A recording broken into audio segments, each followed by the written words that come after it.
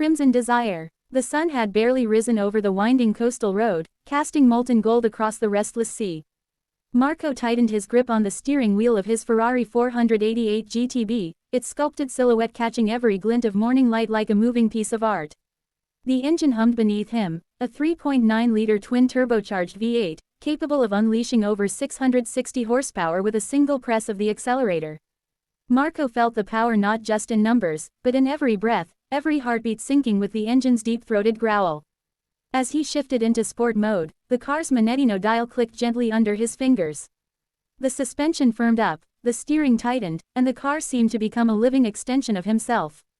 A sharp bend approached. He pressed the carbon ceramic brakes lightly, and the car responded instantly, bleeding off speed without a hint of protest. Outside, the cliffs plunged steeply into foaming waves, but inside the cockpit, all was serene. The driver-focused interior wrapped around him in leather and carbon fiber, and even at high speeds, the cabin felt remarkably quiet thanks to Ferrari's aerodynamic sculpting and wind management. Marco glanced at the digital instrument cluster, its sharp graphics clearly showing his speed and RPM. He nudged the throttle, and the 7-speed dual-clutch transmission flicked seamlessly through the gears, each shift as crisp as the sea breeze.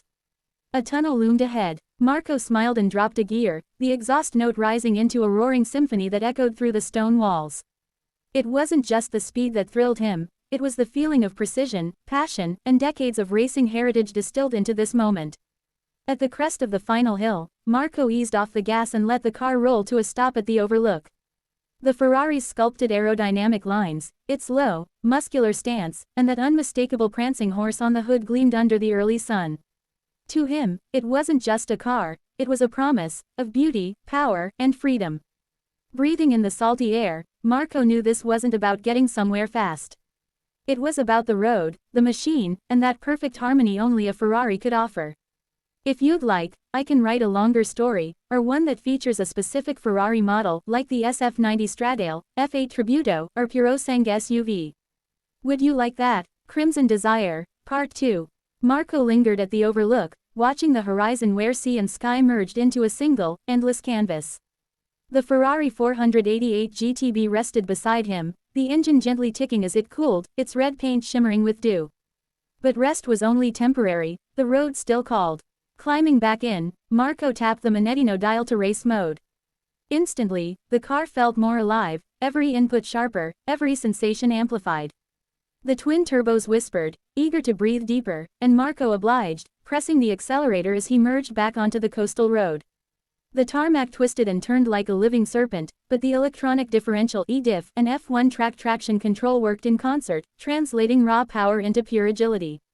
Marco trusted the car completely. Each corner felt like a dance, every exit an explosion of controlled force. Passing through a fishing village, Marco noticed people stopping to look, smartphones raised, smiles on their faces. The Ferrari wasn't just a car, it was an event, a rolling sculpture that demanded attention. The deep burble of the quad exhaust tips resonated through the narrow streets, leaving behind a wake of awe. Beyond the village, the road opened into rolling hills. Marco pushed harder. The adaptive magnetorological dampers kept the car planted, even as undulations tried to unsettle it. The carbon fiber body panels and advanced aerodynamics ensured downforce pressed the tires into the asphalt, transforming speed into stability. The sky was clearer now, the sun higher, shadows shorter. Marco opened the small rear window, letting fresh air swirl into the cabin, mixing with the subtle scent of leather and heat from the engine bay behind him. It was intoxicating. Ahead lay the mountain pass, steep inclines and hairpins carved into ancient stone. Marco had driven it before in lesser cars, but never in a Ferrari. The climb tested the car's low-end torque and the rapid precision of the dual-clutch gearbox. Gear changes were nearly imperceptible, each downshift punctuated by a satisfying pop from the exhaust. At the summit, the view was breathtaking, rolling hills, glittering sea, and the road winding back like a ribbon of promise. Marco stepped out, leaning against the warm hood. He ran a hand over the aggressive front air intakes, designed as much for cooling as for beauty, and marveled again at how form and function blended so seamlessly.